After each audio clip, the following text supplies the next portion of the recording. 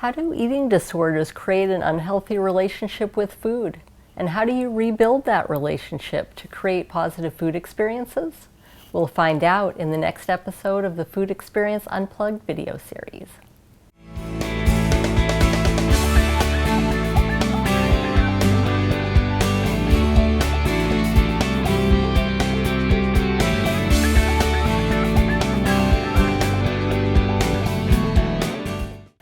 Welcome to the Food Experience Unplugged video series. I'm Michelle Seidling.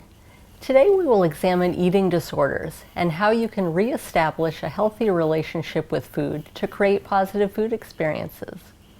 Here with us today is Emery Pugmire, a marriage and family therapist specializing in eating disorders at the Melrose Center in Minnesota.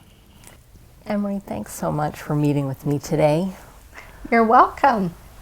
So, to start out, I would like to get some background information as to what are eating disorders and how extensive is the problem? Well, eating disorders are a common problem that we experience in our society, and there are some that probably people are more familiar with than others. For example, I think that more people would associate anorexia nervosa as an eating disorder than they would even bulimia. So anorexia, bulimia, anytime we have ARFID, which is avoidant restrictive food intake disorder, that's a new disorder that we're seeing a large percentage of in the children's population. We also have binge eating that happens throughout different age ranges. And I would say that prevalence, it used to be that historically eating disorders were like a teenage disorder, and that we still see a majority of females in the diagnoses, although it is not unheard of to have males in this diagnosis, in any of these diagnoses. But the range has spread, and it spread probably about 5 years ago, maybe longer. I just started being aware of that 5 years ago. So instead of just impacting teenage years and the families that are associated with those teenagers, I would say the range is 6-year-olds to about 68. I mean, it's just jumped in range. So astonishing. When we look at what impacted that change, a lot of it was social media. A lot of it was just a nation's focus on healthy eating. You'll remember about the time that governmental administrations focused healthy eating programs. And so I think one of the things that happened with children was that kids that just naturally have an inclination to a more obsessive nature or an anxious nature, when they were being taught about good foods or bad foods, they went a little overboard with that. And then they began restricting foods, and they were concerned about, well, I can't eat this or I can't eat that. And where I work, we do not take a philosophy of good foods or bad foods. We say all foods are good in moderation. It's the amount of foods you're eating. You know, if you're only eating apples every day, you're not going to have a healthy diet. Sure. So. Okay.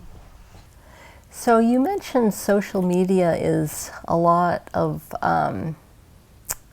bringing more coverage to it. So has that been, has it been a good thing or a bad thing with the on?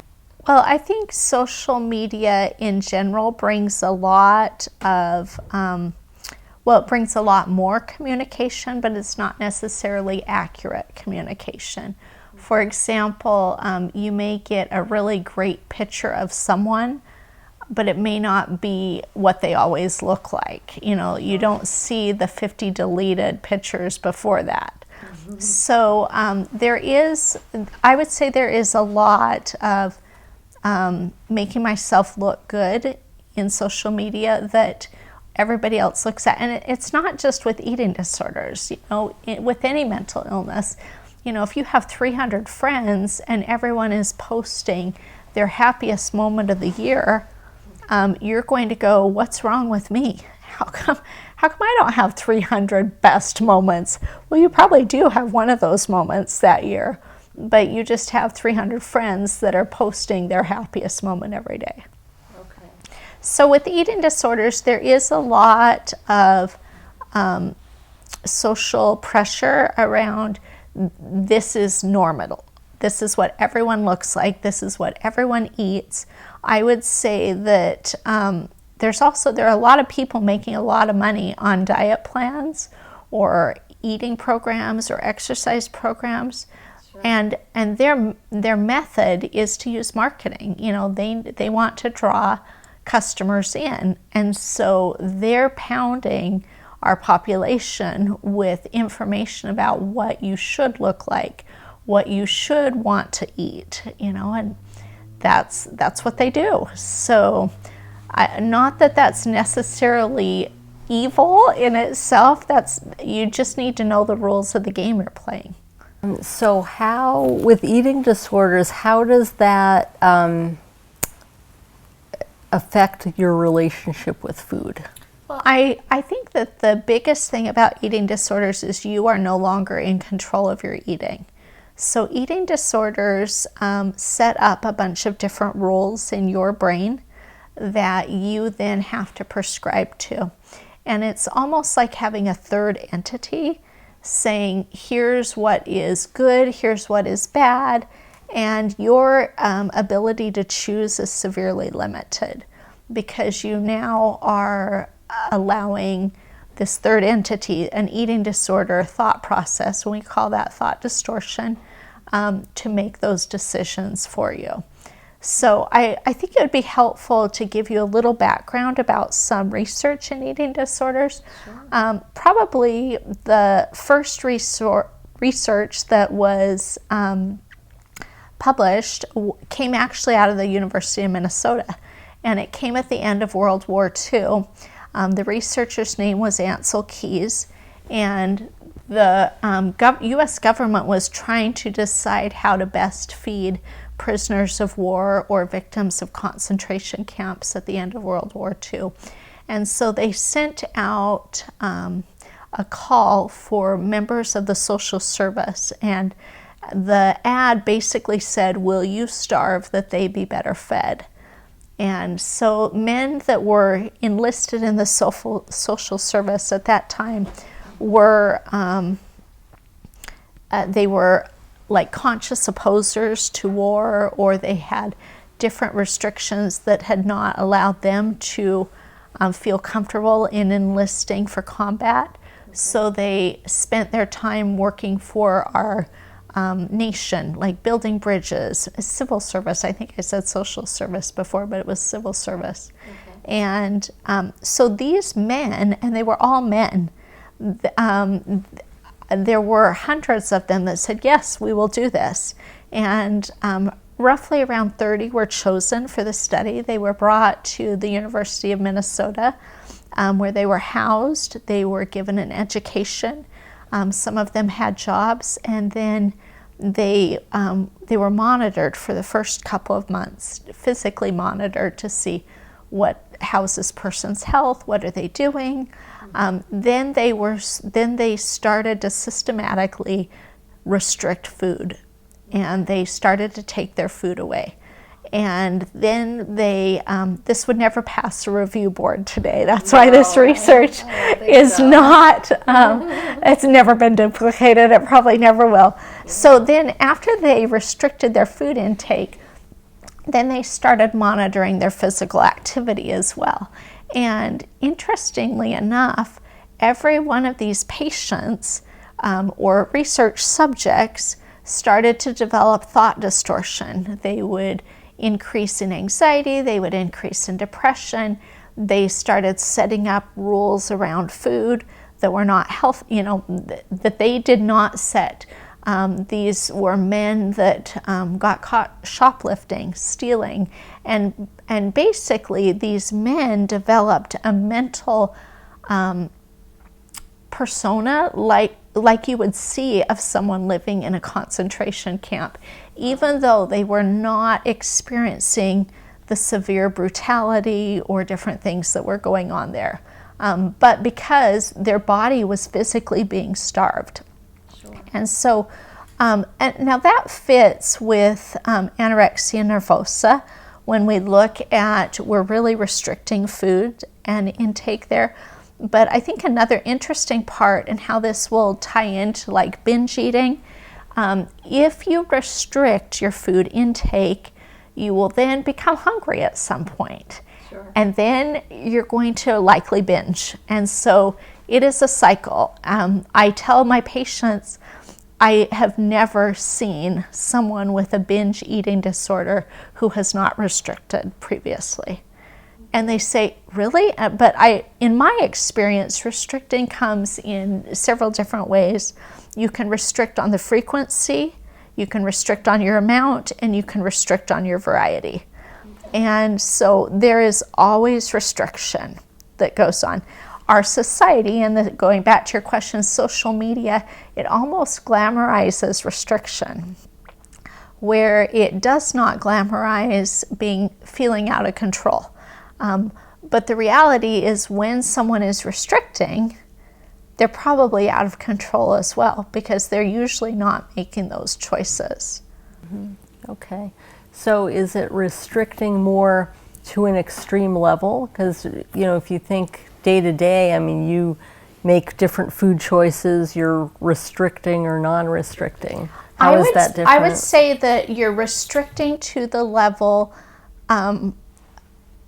I would say that you restrict to the point that it's harder not to restrict the next meal.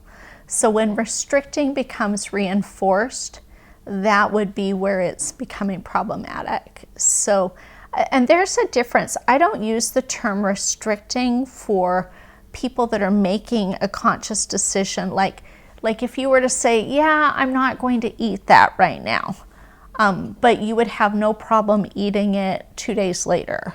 But if you're experiencing an eating disorder and you say, I am not going to eat that, there is no way I will eat that, I can pretty much guarantee you your ability to eat it 2 days later has diminished. You have constrained your ability to open options for what you'll do.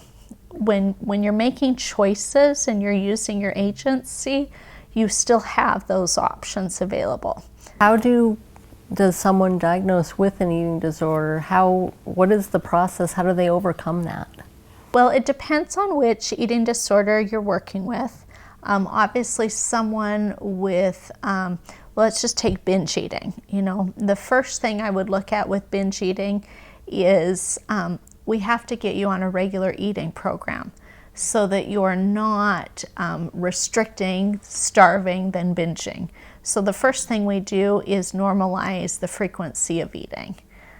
Then you could look at normalizing variety or amount. Some children that experience ARFID, they would have, their normal eating may not be as problematic as their variety of eating. And so frequently they're working with occupational therapists. They may have texture sensitivity that they're working at. But we're trying to break up some of those rules. Individuals that are experiencing bulimia or anorexia, once again, there's a very set formula of rules that are in their head, and they're not very healthy rules. And those rules get enforced every time they follow a behavior. So if I restrict today, I'm going to restrict even harder tomorrow. Like, you cannot win. You will never lose enough. There is no stopping.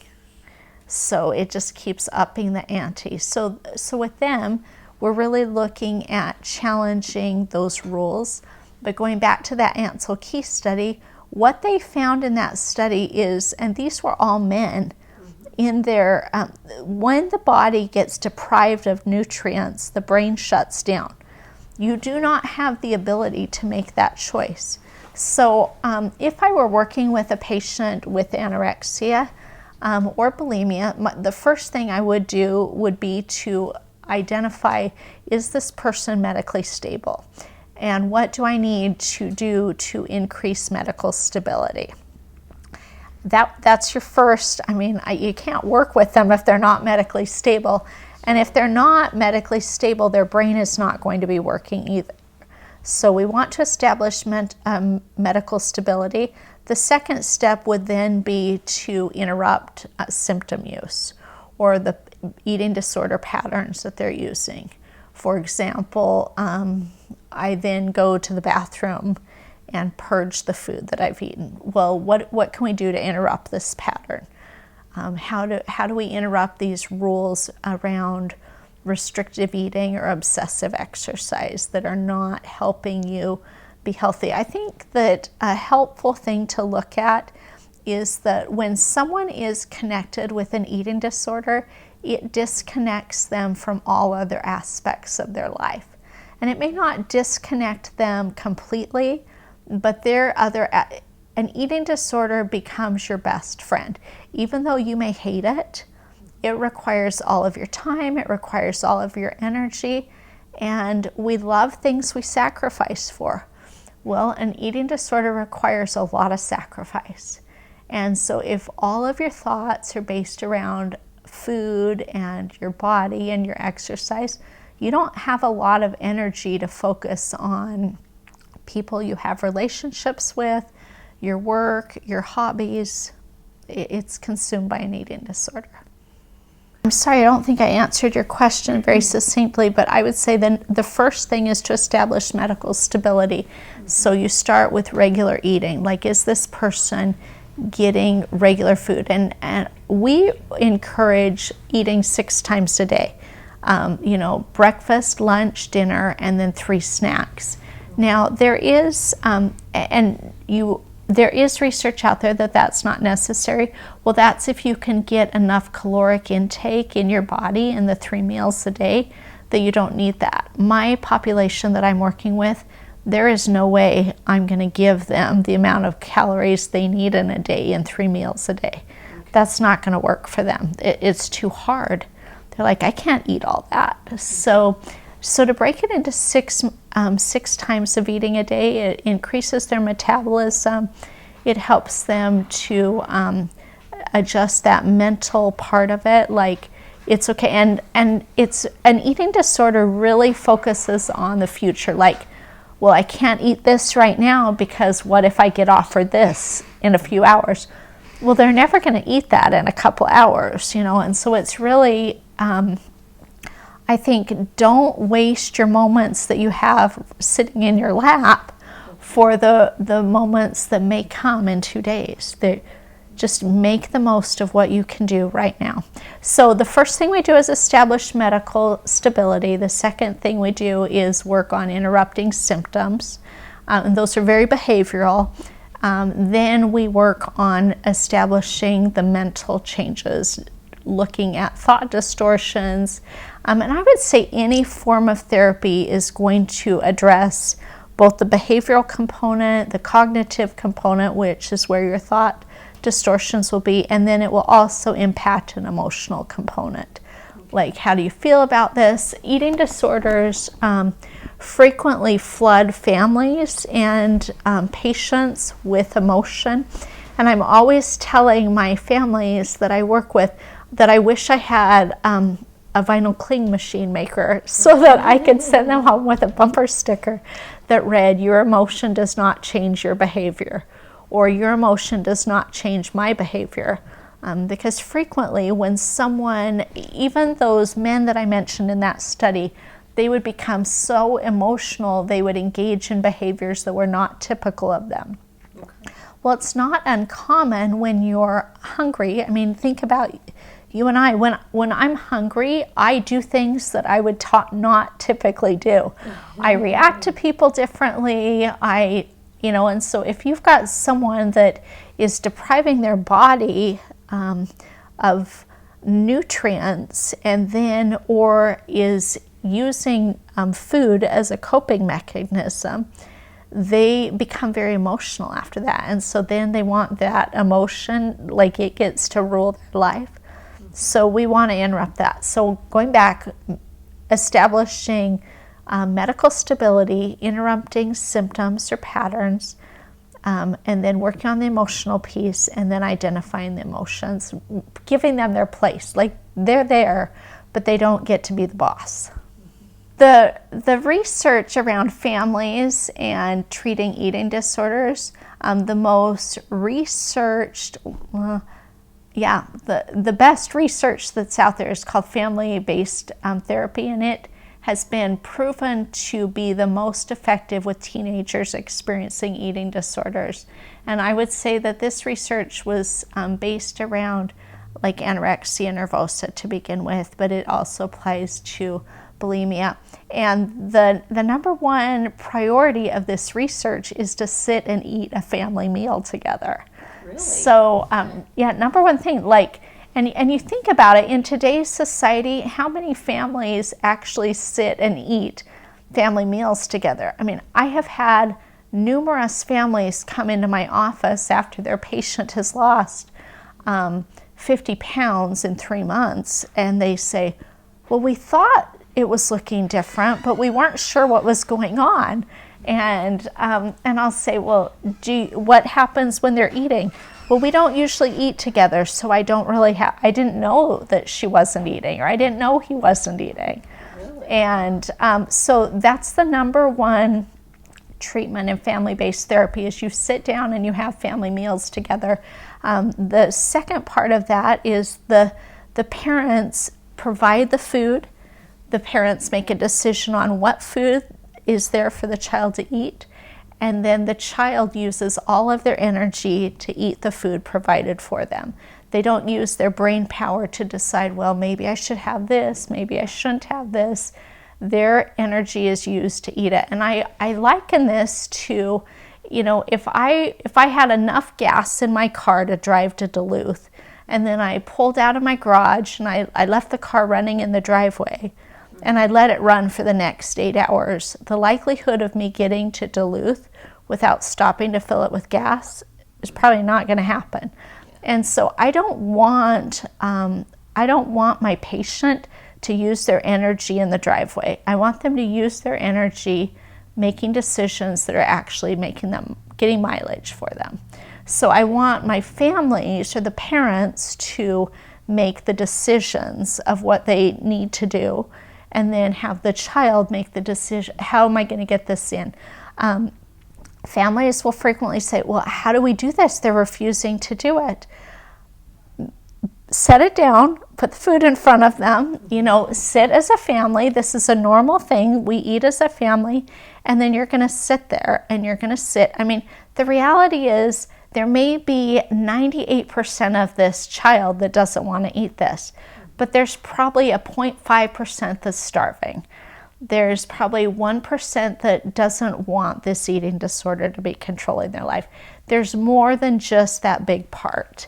And so if we focus on those parts and we actually give hope to our children that this isn't all of them, they don't have to listen to just this.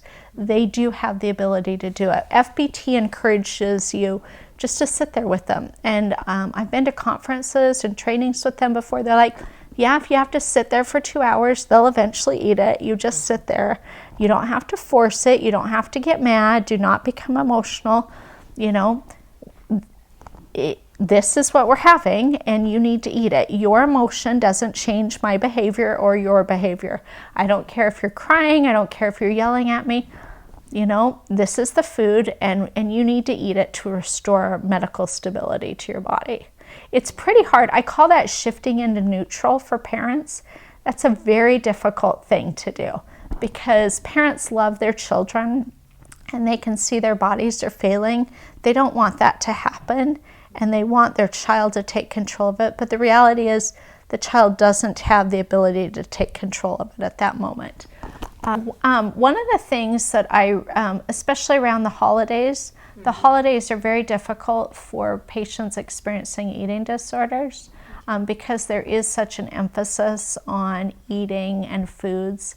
I think it's very appropriate to be aware of differences that are going on with your family member. You know, if you notice, and I frequently will encourage people to look at different areas, like, is there an increased emotionality? Is there an increased isolation? Is there increased rigidity? These are things, and typically eating disorders were focused around teenage years, and people said, oh, they're just being a teenager. I remember having a patient in my office once that was going on and on and on about this eating disorder, and I turned to the parents and I said, this is not your daughter. That's an eating disorder talking. And the patient was furious with me.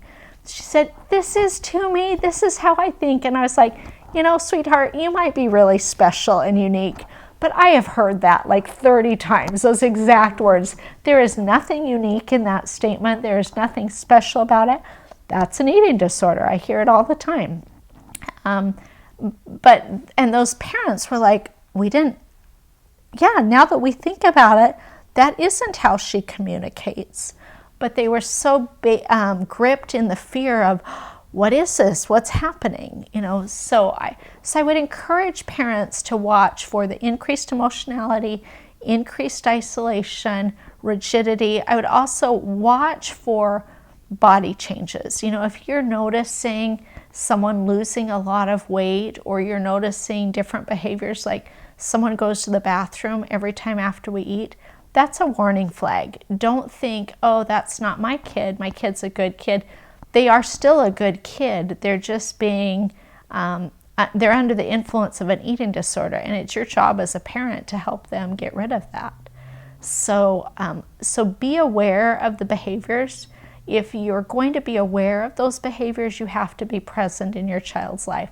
One of the things that happens with the holidays is there's so many demands to have the Pinterest perfect house or the perfect meal. If you're more into the perfection than you are into the individuals, you really don't have enough time to notice, or those noticing becomes a distraction of the things you really want to do. And so I think it's critical that you know this is going to be hard. The holidays are hard.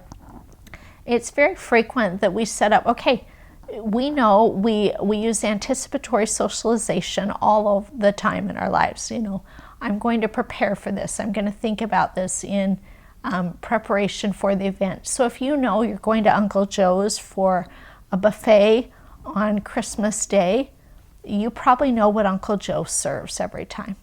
And so once again, have it planned out, like, this is what I can do at the moment. I encourage people to always take a support person with them.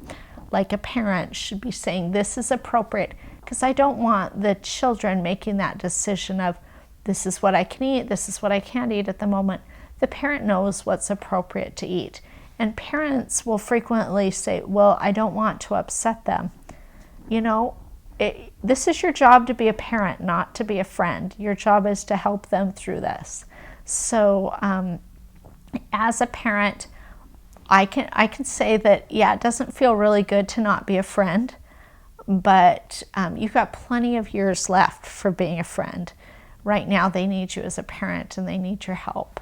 I'm thinking of an experience that a patient actually has allowed me to share with people, and she said that she knew it was snack time, and she was hungry, and she thought, I'd like to have an apple with peanut butter and chocolate chips.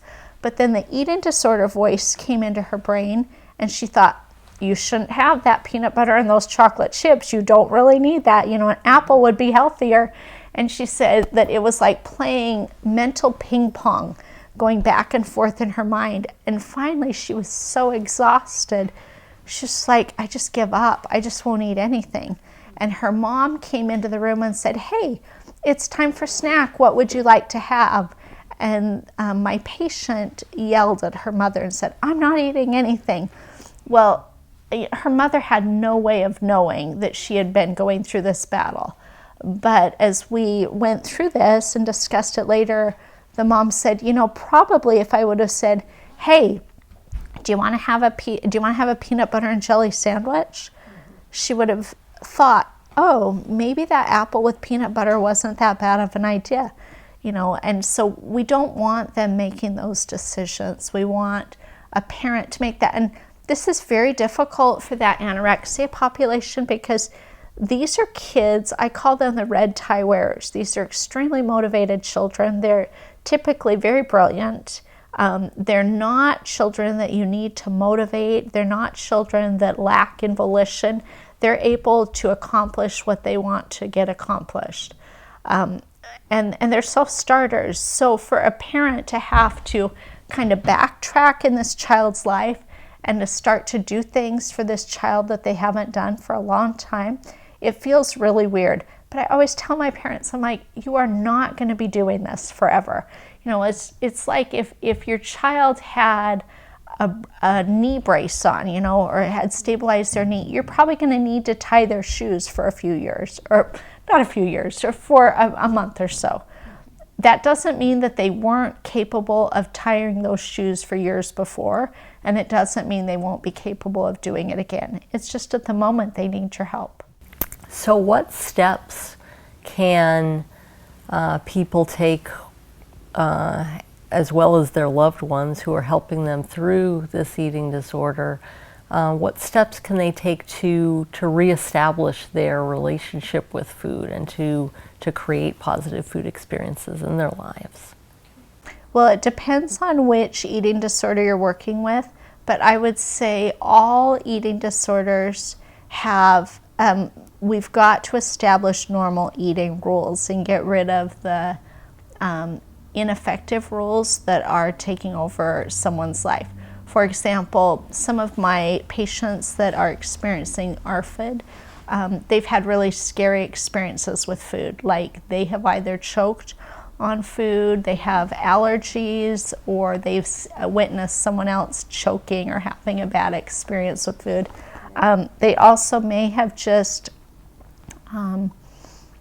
experienced some food sensitivity, that they've eaten something once before and they really didn't like the texture of that in their mouth, and so it became a bad experience for them.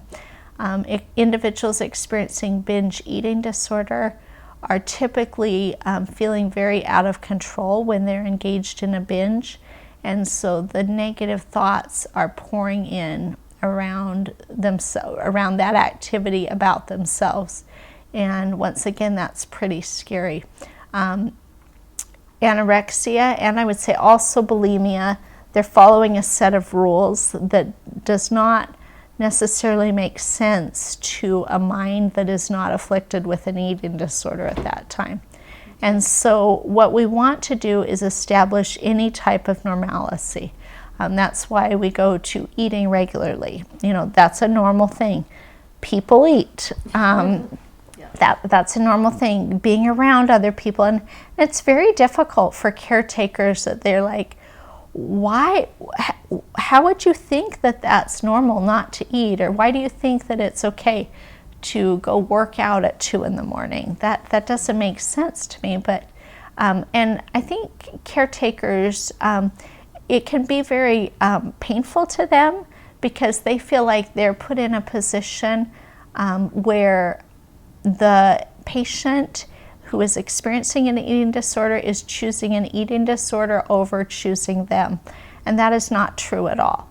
When someone gets engaged with an eating disorder, they honestly lose the ability to make other choices. And so their ability to break free from making those eating disorder-based choices becomes less and less.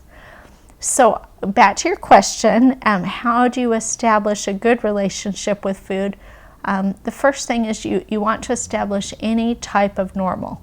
And once again, we look at, let's get your body back to being normal so that your behaviors and your emotion and your cognition can get back to normal.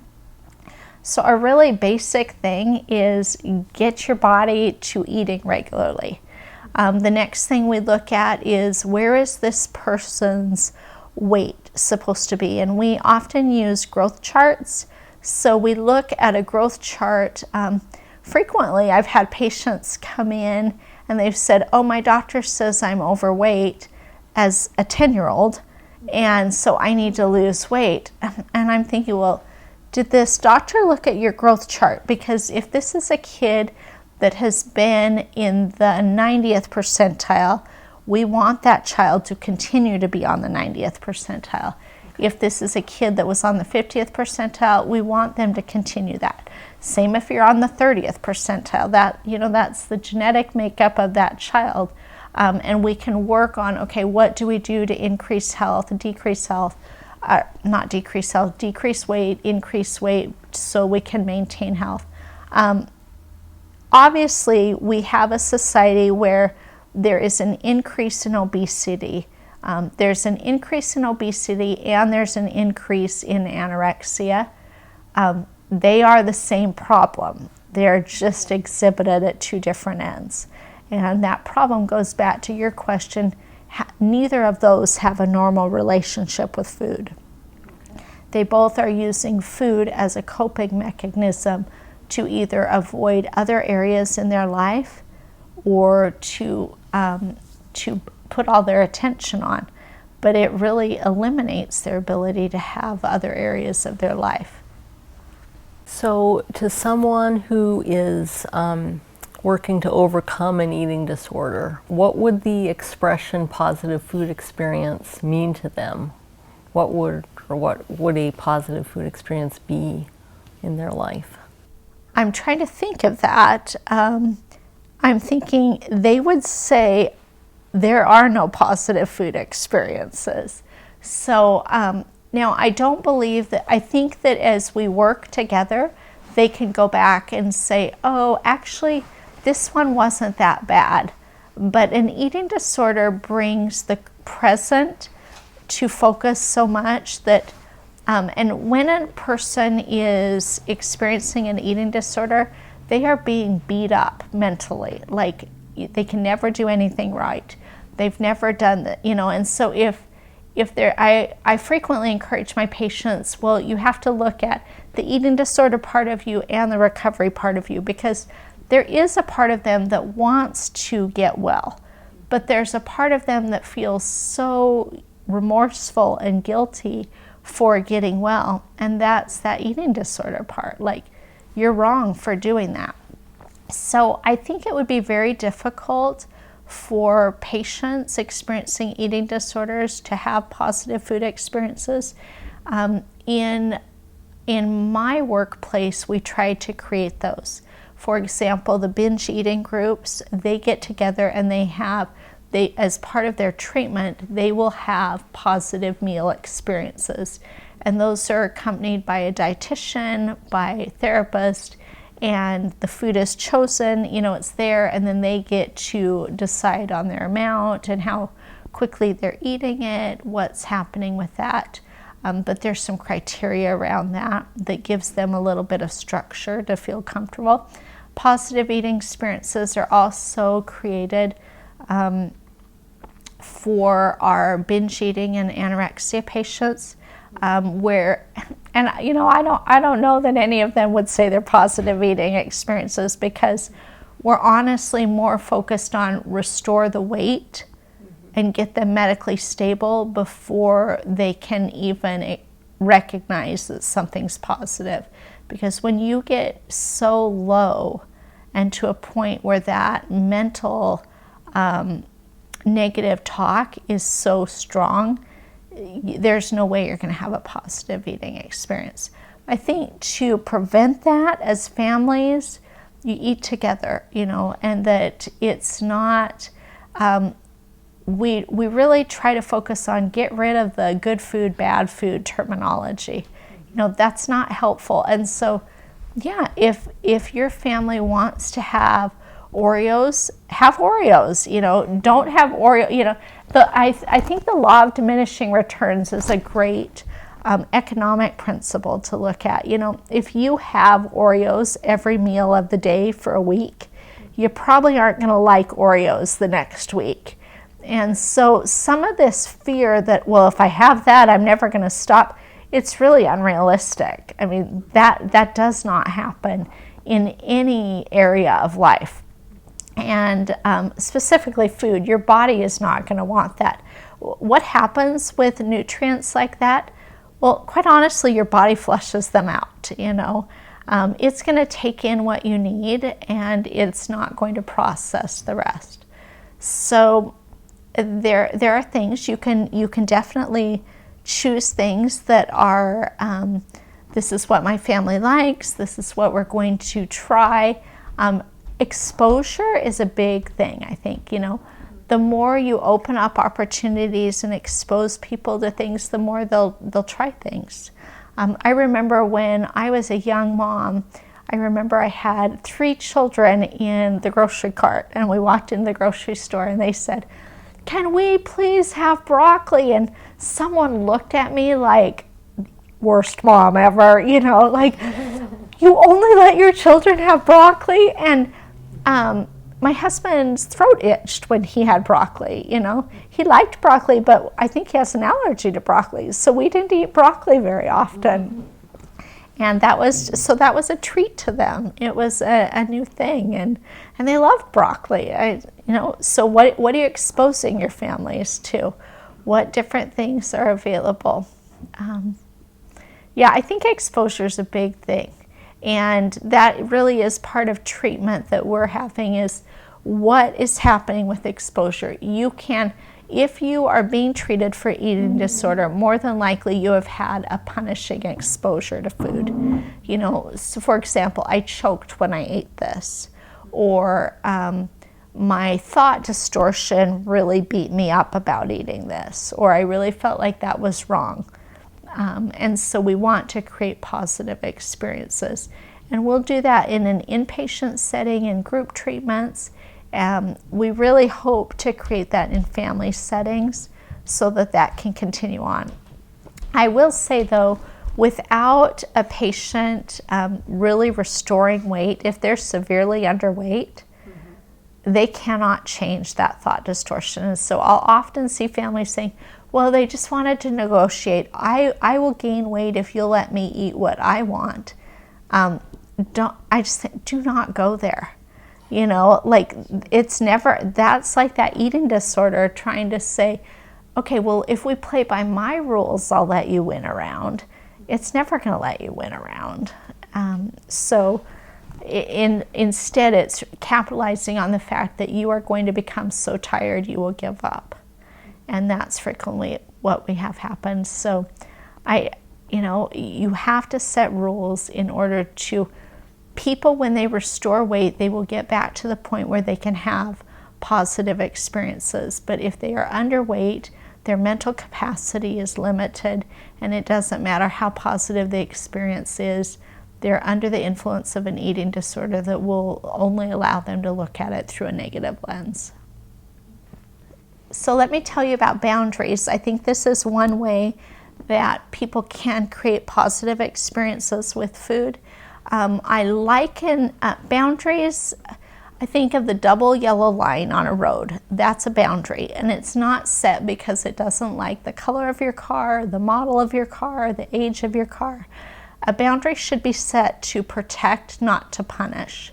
And eating disorder boundaries are always punishing. So we want, in order to create healthy eating or positive eating experiences, we want to create protective boundaries. So often we'll set this up. This is when our family's eating. This is what we're eating. You know, here's what we're going to do. What's a protective boundary? A protective boundary, we are a lot more likely to enforce. And protective boundaries change over the course of time. I think of little children learning to walk. You know, we'd put a baby in between us, and because they're going to fall down. And so we want to be able to, when they fall, it's not going to kill them. If they're out crossing 35E and they're walking across it, they're going to fall. Well, they're probably not going to get up. And so that would not be a safe situation to let them learn to walk in. So as adults, we give them like an area that they can fail in, and that's between you and I. And then pretty soon they get the whole room, and we baby proof it. And then we teach them stairs, and then we open the back door, and then they get the front door, and then they get to go to their friends, and then they get the keys to the car, and then they can drive across 35 or use the Skyway. But you set boundaries so that boundaries are protecting, not punishing. An eating disorder will always tell you there is a very rigid boundary, and it's always punishing. You're always bad for not following it. Boundaries should be natural. For example, if it's negative 52 like it does get in Minnesota, sure, you don't have to really enforce the boundary of wear your coat outside. Like you're gonna have your kid wear a coat outside. But if it's positive 52 and your kid runs out of the house without a coat on, you're probably not going to chase them out of the house yelling, "Put your coat on, Johnny." You know, it's just, so boundaries are pretty natural. And when an eating disorder has hijacked the family, and I do use that term a lot, when an eating disorder is hijacked, it is setting punishing boundaries. So I think about a plane. A plane is a very good tool, unless there's a hijacker in the cockpit. And then it can be a tool of mass destruction. And that's what happens with eating disorders. You may have a child or an individual that has an extremely developed sense of discipline or willpower. There's nothing wrong with that. That's a great attribute. But if an eating disorder is hijacking that attribute, you're in trouble. I also want to talk with that about the importance of not only setting boundaries, but validating. When individuals are experiencing eating disorders, they do have a high emotional level. And we live in a very fix-it society. If there's a problem, here's what you do to fix it. And I would say that my generation of parents, we are very fix-it parents, and that's not benefiting children or any individual experiencing an eating disorder. And so it's much more beneficial to validate the feeling. Validation does not mean you agree with it. It just means that you recognize what they're feeling. So for example, I would say, "So Michelle, you're feeling very frustrated with this." And then I do nothing to fix the frustration. Well, for parents my age, that's like a death sentence. Like, what? You want me to notice it and do nothing about it? But that's exactly what I want. I don't want you to fix it. When you fix it, you basically disable that individual's confidence. You know, well, if they have to fix it for me, I must not be able to do it. And we do not want to do that. So I always encourage, validate it. You know, if you're at the holidays or you're at a family gathering and you see someone struggling, or if you know you're going to be taking your sister who struggles with an eating disorder, it's there. It's not like it's going to be the startle effect. You know it's going to be a problem. So don't be shocked when it is. You can talk about it beforehand and say, well, you know, the purpose of going to this event is not to have you be unhappy or to isolate. The purpose is to connect. So let's do this with the food, give it its place. Like, here's what we're going to do. And then we have the rest of the evening to enjoy one another. But you can set a boundary around that food. An eating disorder is constantly enlarging, like it's going to take over your whole life, because that's what it does. And that simply isn't true in people that are not experiencing an eating disorder. When they're done eating, they're done eating.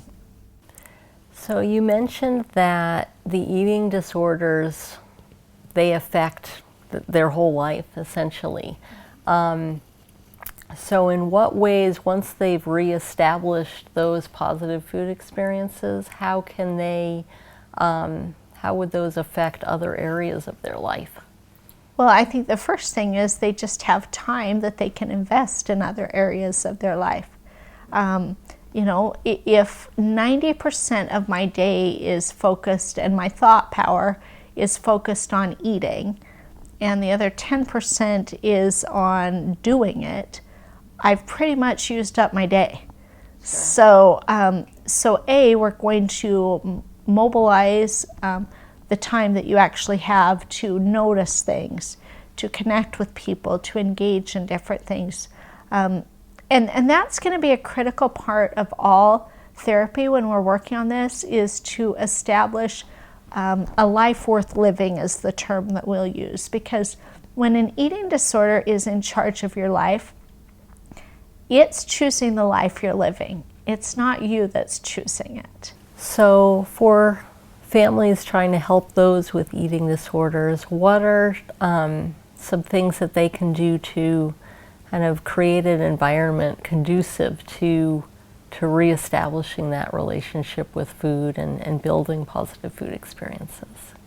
That's so critical. Like, I think of all the individuals that have experienced trauma, and food becomes a coping mechanism for dealing with trauma. You know, they could have had food scarcity where food wasn't provided for them. And trauma is a huge piece of eating disorders. It's not the only piece. I mean, you can have, you know, a family that has never experienced trauma and have a child with an eating disorder. Another thing I'd like to talk about is that there are often families that are sitting down having regular meals together, and they are well aware of the fact their child is losing weight. You know, they've been doing this. And like I said, developing an eating disorder is a perfect storm. It does not mean that you are an inattentive family. It doesn't mean that you don't set boundaries as a family. There is a psychosocial emotional component. It's just that perfect blend. But I think the best thing to do is to be aware that this does not feel normal. I would encourage parents, aside from increasing their hope, to really trust their gut. Like, if you're like, something feels strange about this, well, trust that feeling. There's probably something you should look into around that. And I have yet to work with a family that didn't give credit to that and it wasn't a valid thought. Like, oh, yeah, I should have. And on the reverse, I have families constantly say, I knew I should have done this and I didn't do it. And I think whatever we can do to engage ourselves in doing that, I'm thinking I should do this, do that. That's beneficial. So how do you prevent that? As you know, a good portion of the population, they don't struggle with eating disorders. So are there things that people normally do as a biological mechanism to prevent that, or how does that work? Well, an eating disorder is it's hard to just say, oh, I'm going to create this. I frequently tell my patients I could walk into their high schools with $1,000 and say, okay, next kid that develops an eating disorder gets this $1,000, and I'd probably walk out with my $1,000. It takes a special storm to create an eating disorder. You have to have the biology, the chemical makeup, the thought process. I mean, it's just, you can't just say, oh yeah, I wanted to have an eating disorder and boom, I have one. That just doesn't happen. So it's just the perfect storm that's created. There are a lot of things that we can do as families. One of the researchers, I love Ellen Satter's work on one of my favorite books that I refer to a lot of patients is How to Help Your Child's Weight Without Hurting. Okay. A great resource. And she talks a lot about, you know, I think as parents today, we feel like we're not doing an appropriate parenting job if our child's weight is above a certain BMI, or, you know, maybe I'm doing something wrong. And the things that she would include during doing right would be to not focus on your body all the time. Are you always talking about how you look and that you're unhappy with how you look, and you need your body, you need to go on this diet, you need to go on that diet, looking at different things. I mentioned earlier the importance of eating together as a family, having, and I don't care if it's holiday rituals or if it's just normal day-to-day rituals, just around eating. The eating is part of life. It isn't the reason we live. Food is fuel. And that's kind of an appropriate way to look at that you cannot live without food. And it doesn't have to be the main focus of your life, but it can certainly bring you some joy and happiness.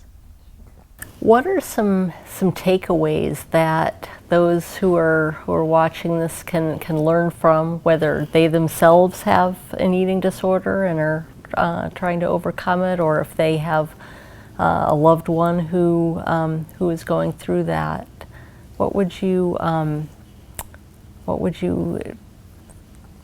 suggest, advise? I think the first thing I would say is that living with an eating disorder, regardless if it is you or it is a loved one that's experiencing it, it can feel very hopeless, and it can feel like nothing is ever going to change. And why would this person engage in this, or why would I engage in this? So my first takeaway would be, there is always hope. And I honestly believe in complete healing from an eating disorder. That may not be everyone's experience with it, but it is mine. And I do believe that you can heal. I think people may say, well, what happens if it comes back? And I think, well, okay, let's take an analogy. Let's say you're allergic to bees and you get stung by a bee. What do? EpiPen to the rescue, right? So after that antidote and you have recovered, you really are recovered from that bee sting. You are healed. But let's say you're stung by another bee. Does that first EpiPen still serve its function? No, you're going to need a new EpiPen because you're allergic to bees. There are probably some smart things you can do. For example, I would not encourage a career in beekeeping. Don't play around with that. Be cautious. So oftentimes when people are in recovery, they will say, oh, I am so much better. I am well. Now I can go and I can dabble in a couple of these things. Well, if those aren't good things for you, if you have an allergy to peanuts, probably don't hang out in the peanut factory. Just be smart about it. That doesn't mean you're not recovered. Recovery doesn't mean you're invincible. It means that you're making smart decisions now. So I would say my first thing is believe people can change. Believe that change is absolutely possible for anyone. There is hope. Eating disorders have typically been the bad stepdaughter of mental health. Like, they've been talked about as the hardest to treat. This is, they're hard. Well, the difficulty comes because individuals become so immersed in those patterns that that's how they live. It's the lens they live through, it's the patterns, and there's no interruption of that. They are very difficult to interrupt, there's no question. But I frequently will tell my parents, I need you to have a stronger, more committed voice than the eating disorder has in your child's head. And sometimes they're not going to like that voice, but I need you to be louder than the eating disorder. So please have hope. The second, I would say, if you don't do something different, you're going to keep getting the same results. So something has to change. And I frequently will think, am I doing everything I can do to change this situation? And there have been times that I wasn't doing everything I could do. And I basically had to fire myself as being the therapist. I'm like, you are going to change, and you're not changing in this situation, so we need to be done. And this isn't working. And that comes, I feel kind of mean doing that because I really love these patients and I really have great hope for their change, but that's something I know I can do. I am hopeful that their families are doing everything they can do as well, and that they as individuals are doing what they can do. Once again, it goes back to what can you do in this moment. I'm not a real mathematical genius, but I love the principle of absolute value. And I don't know if we learned this in 8th grade or when it's the 2 lines. And I think that is a great example of what we should be living in, especially when we're treating eating disorders. And so if you kind of imagine the arms of this chair as my absolute value, or just your arms, like I'm living right now. So right now I'm very comfortable. I enjoy speaking with you. The temperature's nice. This is a good spot. And I think, okay, but in the past, there may have been other things that I would have rather been doing. And maybe in the future, there are things that I'm really worried about doing. But right now, I'm good. And I can make a decision right now based on right now. When I start making decisions based on, well, what I would have done in the past or what I might be able to do in the future, I'd end up not making decisions for right now. Now, given it's not that it's bad to focus on our future and to have a plan for that, but if that future focus is disabling or paralyzing our ability to act in the present, I think we're out of balance. Thank you so much, Emery, for meeting with us. And it's been very informative, and I hope it's been valuable to those watching as well.